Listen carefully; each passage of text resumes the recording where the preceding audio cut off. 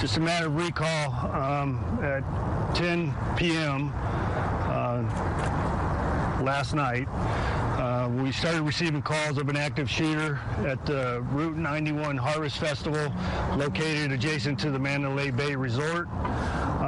We were receiving information that there was an active shooter that was firing rounds from the 32nd floor. And that individuals that were attending the festival, the number is estimated to be 22,000, were being struck by those rounds.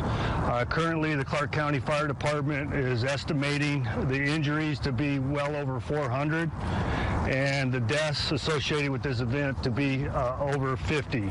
I can't give you an exact number yet because we're still investigating some of the areas involving the event where the concert was taking place, and we're still exiting individuals that were hidden, and it's just a matter of a process. So it's going to take quite a while for us to completely get through the evacuation phase, and then eventually we will have an assessment on the injuries associated with that.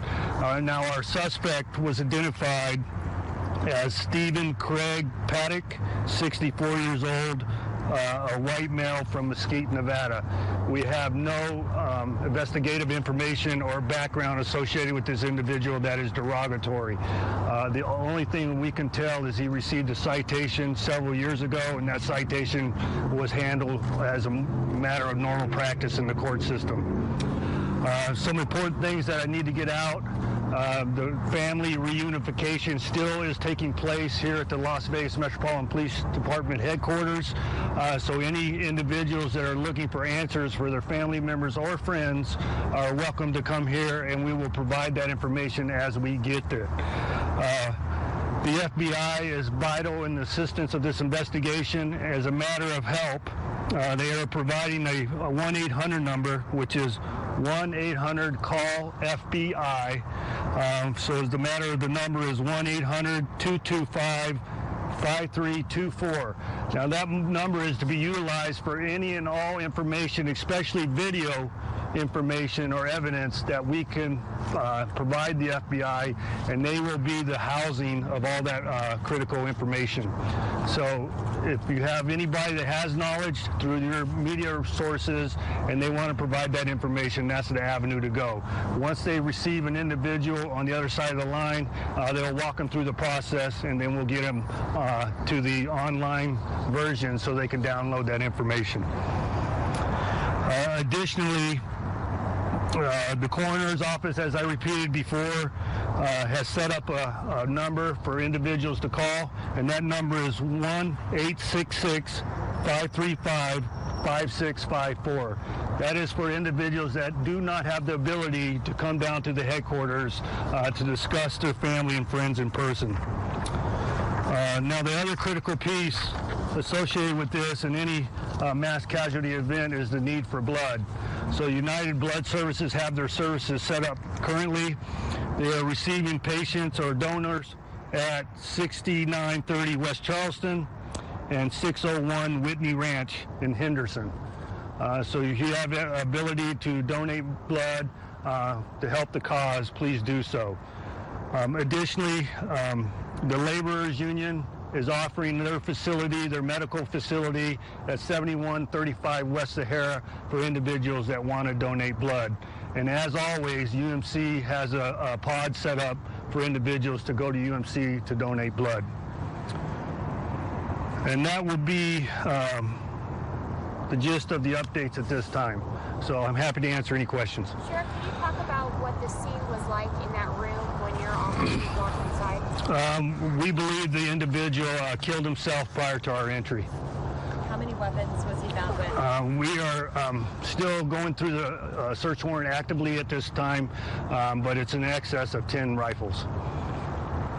What's the status of Mary Lou Danley? I'm sorry? The woman? We have located her out of the country. She was not with him when he checked in. We have discovered he was utilizing some of her identification, and we've had conversation with her, and we believed her at this time not to be involved. But obviously that will be, that investigation will continue. And as far as his residence in Mesquite, we have officers now there serving a search warrant. Anything yielded to buy that search warrant at his home at this point? No, we just made entry just a matter of minutes ago. So that's going to be quite some time. We're going to clear the residence first for any possible explosives. So that'll be slow and methodical, and it'll take us quite some time before we conduct the search phase. Mary Lou Downey, you said she was found out of the country. Did you guys find any weapons on her? No, ma'am. I don't know what has taken place as far as the interview with her. Okay, I think it's important for you to notice who's standing behind me. We have Chief Greg Castle. I'm sorry. I always get caught up with your family. Greg Castle has been integral in the saving of lives. They paired up with our officers out at the scene, and I think their actions and heroic acts were instrumental in saving several hundred lives associated with this event. And then you have our Attorney General, Adam Laxalt. He's brought forth his office to help us in any future prosecution associated with the case. And you have the Special Agent in Charge, Aaron Rausch of the FBI. As I mentioned, the FBI has been standing next to us from the very first minute, and they are providing all the resources available to the federal government to help us in this endeavor. And then you have the Clark County Commission Chairman, Steve Sisolak. He has been instrumental in getting us resources to the first responders as far as refreshments and food and support of the entire County Commission. I have been on the phone the entire night with the Mayor, Carolyn Goodman, and she responded to UMC to check on the patients, and she is in the process of visiting the other hospitals and showing the support of the city. And then obviously we have our Congressman Ruben Kuhn. He is in town to also show us our support. So any other questions of the members standing before you? Yes, ma'am. I know at one point you said this was not terror related. Some people do argue that this is a case of domestic terrorism.